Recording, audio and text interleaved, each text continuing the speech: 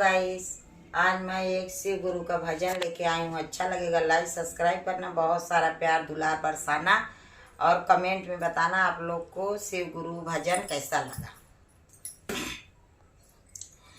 उजरल नगर बसी जइया जवन रैया शिव गुरु अइया। उजरल नगर बसी जइया जवन रैया शिव गुरु अइया।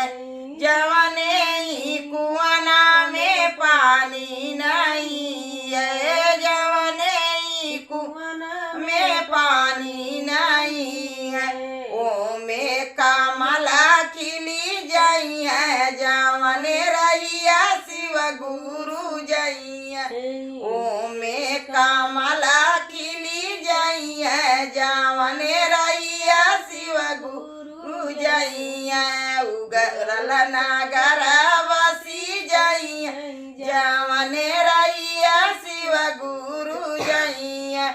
जवने ही पेड़वा में पत्ता नहीं है, जवने ही पेड़वा में पत्ता नहीं है। ओ में मोजर लगी जइया जवन रैया शिव गुरु जइया। ओ में मोजर लगी जइया जवन रैया शिव गुरु जइया। उजरल नगर बसी जइया जवन रैया शिव गुरु जइया। जवने नगरिया में सुना पड़ल है, जवने नगरी में सुना पड़ल है। ओ में सहनाई बजी जइया जवन रैया शिव गुरु जइया। वहाँ सहनाई बजी जइया जवन रैया शिव गुरु जइया।